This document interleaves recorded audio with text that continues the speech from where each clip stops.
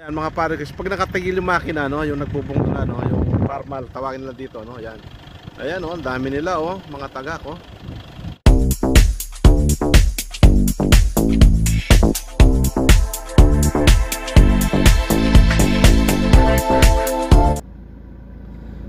Ayan. Okay.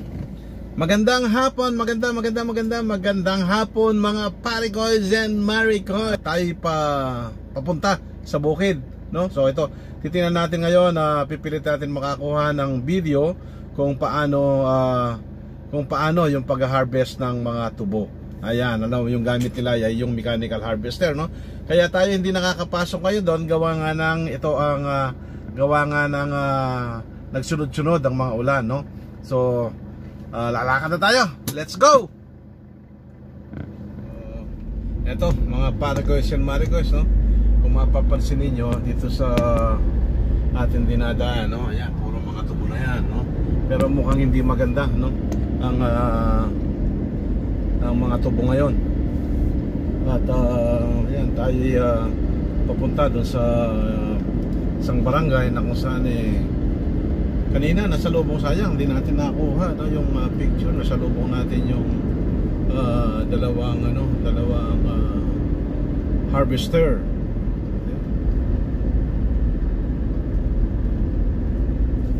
At nandito tayo ngayon sa loob ng Hacienda Luisita, no? At tayo ay binabagtas natin itong kahabaan na ito papunta, no, doon sa barangay Mabilog.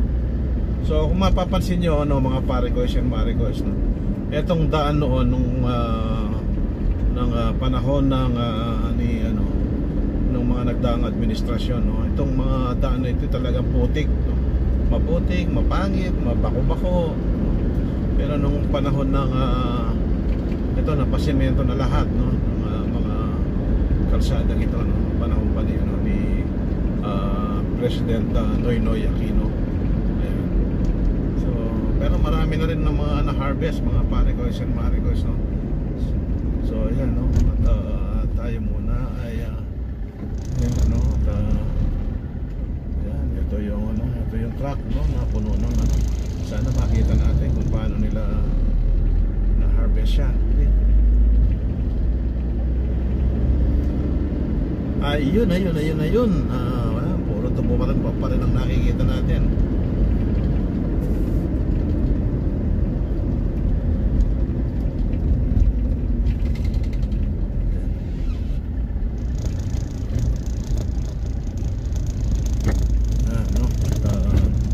Na-harvest na yung ibang lugar ito, pero yan, ayun, nando doon, dito sila nag-harvest. Sayang, malayo mga Paricoys, di natin makukuha yung actual na pag-harvest ng tubo na gamit yung mechanical harvester, no? So kung mapapansin natin itong mga kasalubong natin ngayon, mga truck na puno ng na puno ng tubo. Ayan, ayan siya, ayan, no? At ang bibilis pa nila, hindi man lang sila sunod-sunod, oh.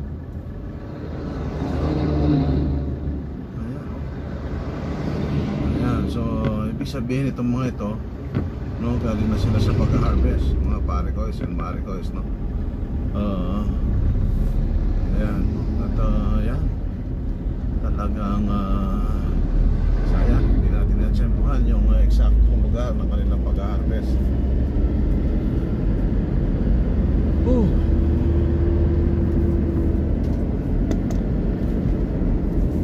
Sana makakuha tayo ng magandang video, mga Paricoys and Maricoys, no? Oops, teka ha. Gusto muna natin itong ating camera. Okay, wala tayong makukuha rito.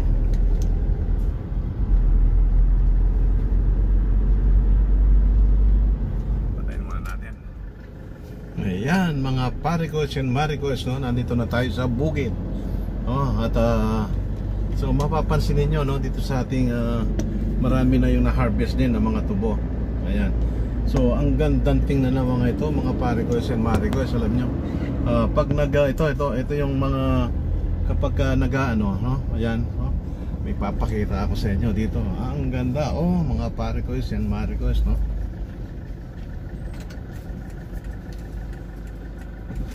Ayan, mga parigos and marigos, ano? Napakagandang tingnan, no? Ayan, no? So, ayan, yung mga ibon, no? Ayan, mga parigos. So, habang, ayan, mga tagak, no? Kung tawagin nila yan, mga tagak. Mga parigos and marigos, yan. Sinusundan nila yung, tawag doon, nagbubungkal na agaan ng lupa. Ayan, no? Ayan, so nandito tayo ngayon, mga parigos and marigos, no? Ito yun, nandito maraming ibon, no? Kung nakikita ninyo ngayon doon, no? At ayan, ito ngayon tayo nandito sa mismong bukid, no? Ayan, no? Nasa kalagitnaan tayo ng bukid, mga parigos and marigos. Ayan, ano, nakikita natin ngayon. Pero yung mga ibon, ayan, lilipat sila niyan, no? Mga parigos and marigos, no? At tayo ay hindi na natin makita na maayos, no? At dahil doon sa araw, no? Ayan, mga parigos and marigos. Ayan. Ayan, oh, ang dami nila, oh, mga tagak, oh. Ayan, mamaya niyan magliliparan yung mga yan. Ayan, naka-steady sila. Hinihintay nilang umabot kasi yung binubungkal na lupa, mga parigos and marigos, no, doon may kinakain yung mga ibon. Ayan, may kinakain sila. Kaya kung makikita ninyo, ayan, habang lumalapit yung makina, no, yung makinarya na nagbubungkal ng lupa, sila, ayan, bigla, yan, susundan nila yan, no, may kinakain sila. Ayan, no, ayan, no, di ba? Ayan, so mga parigos and marigos, ayan sila. Ang gandang panoorin yan, ang dami nila, parigos and marigos, yan. Ayan, magliliparan bigla yan, no, pagkat, ayan, mag-uunahan sila. Yan, mag-uunahan sila doon sa dinaanan ng makina, yun doon sa nabungkal na lupa. So, ayan, ayan, mga parigos and marigos. Mga parigos and marigos, no, tayo ngayon naglalakad, no, dito sa gitna. Oh, ang init. Ang init. Ito, tinitingnan natin yung tubo. Tayo papasok dito sa tubo kung chine-check natin kasi mga parigos and marigos, no? Kung ito bang mga ito ay ready for harvest na o hindi pa, no? Mukhang namang ano, ayan, nakikita natin dito. Mga parigos and marigos. Tuyo na. Ibig sabihin eh, ayan. Ayan, no? At tayo magkatanong doon sa may gawi roon, no? Para makita natin yung ayan, so alam nyo mga parigos and marigos, no? Sobra init, sobra, ayan, mainit ngayon mga parigos and marigos, no? At titingnan lang natin yung ano rito, yung ayan, no? At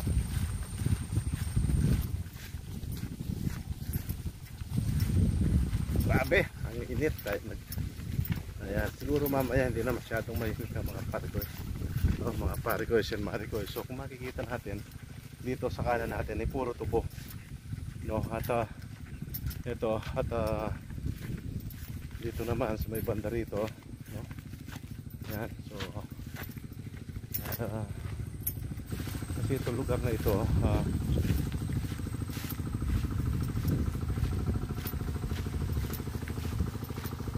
papatubig na yung mga palay at saka yung mga mais na tanim dito.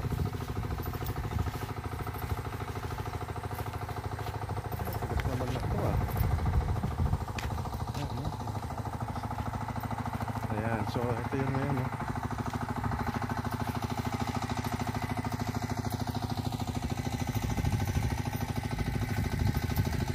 Ayan, so may mga tanim na mustasa.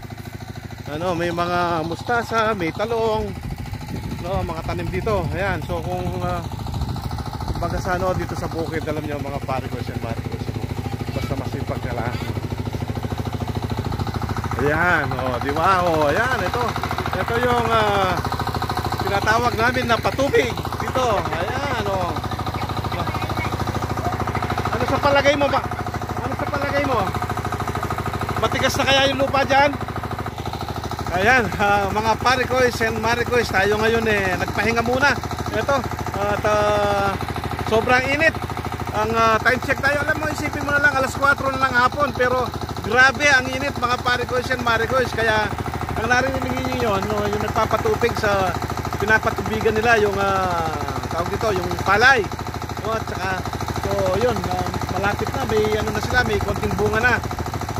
Pebrero siguro to, Pebrero lang. Opo, mga Ayan, so mga kalahati ng buwan ng Pebrero, ma-harvest itong mga palay dito, mga Parigoys and Marigoys, no?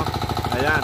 So yung lahat ng nakikita nyo, doon sa malayong yan, mga Parigoys and Marigoys, hanggang doon, no? Doon sa lugar na yon, pag umikot ka hanggang doon, makikita nyo, hindi sa akin yan, mga Parigoys and Marigoys, no? Yan, ano lang yan, hindi sa akin yun. So ito yung kasama ng caretaker dito, no? Napakabait nila, no? Mga Parigoys and Marigoys. Sana lahat ng mga tao ganyan sila kababait, no? Ayan. At ito pala pamilya ng mga Bersosa sa Barangay Parang, no? Yung kalapit barangay namin dito. Ayan. Oh, hello ka. Hello, makikita yun. Ayan, oh, nakita nyo mga Parigoys and Marigoys, no? Ito yung mga talong mukhang wala ng bunga, no? Ayan, so nagpaano lang tayo ng konti na mukhang matigas na yata. Makikita natin kung pumasok na.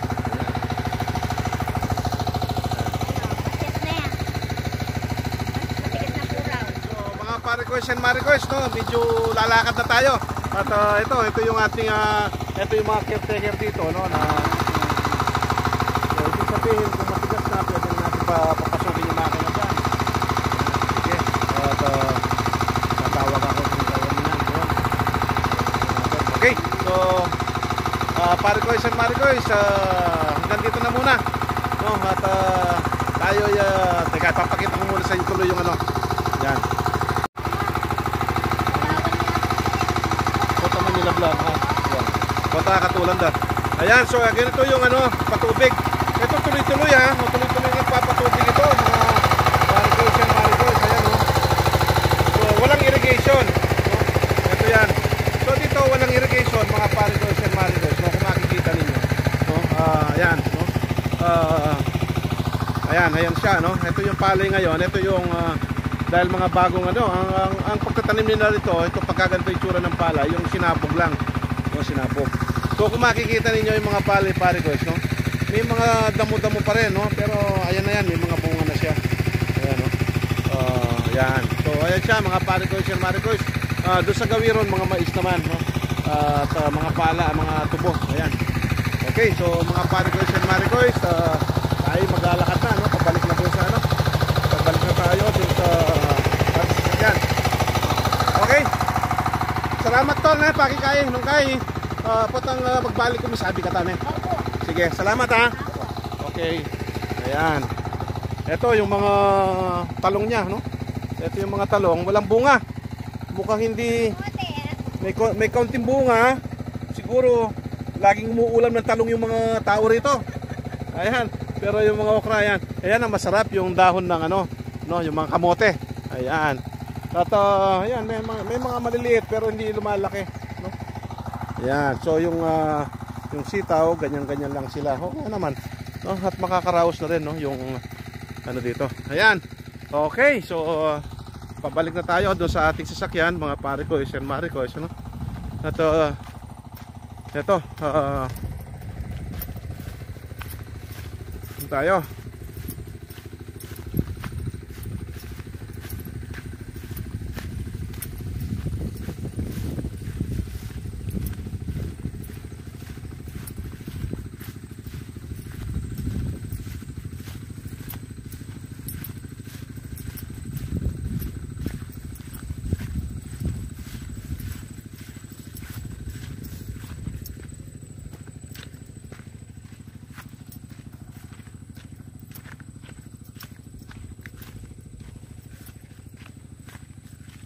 So tayo ngayon ay na.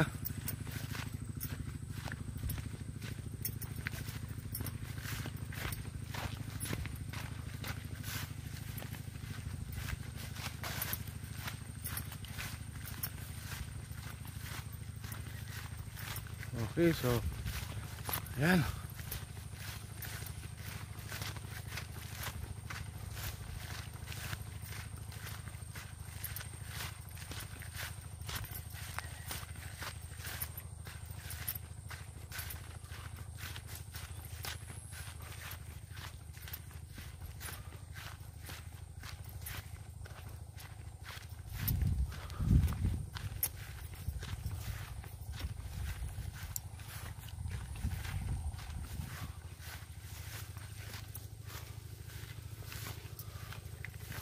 Ayan, dito for harvest na yung ano dito.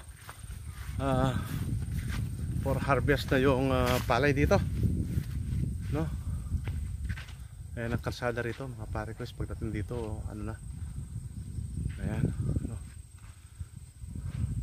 Ayan, so nakita niyo yung buhay ng ano, no, ng mga farmers, mga pare ko and maricos, no. Itong nagsasaka natin. Kahit kainitan ng araw, doon may mga tao doon, no, nagtatrabaho sa palay. No. Kainitan, pero nasa gitna sila ng ano. Ayan na. Mga pare ko and maricos, no. Ayan. Okay, mga pare ko and maricos, hanggang dito na muna tayo at muli, ano, maraming salamat sa panonood nyo ng aking mga videos, no? At doon sa mga napadaan lang sa ating channel, no, mag-subscribe kayo. At ito ang mga biyaya ng agrikultura, no? Yung sinasabi ko sa inyo kanina, no, maganda. At kaya kailangan natin suportahan ng ating mga magsasaka. Okay, so mga pare ko and maricos, doon sa mga hindi pa nakaka-subscribe sa akin channel, mag-subscribe na kayo. Of course, tulad na sabi ko sa inyo, bago nyo pindutin yung subscribe, kailangan manood muna kayo. Bago pindutin, manood ng mga ilang minuto, mga pare ko. At kung maaari, tapusin na natin. At pag nagustuhan niyo ang aking mga video, mga pare ko and maricos, pakipindot yung like at i-share natin sa mga iba, no? At nang sa ganun ay maraming nakapanood ng ating mga video. So, hanggang dito na lang. Maraming salamat. Bye-bye!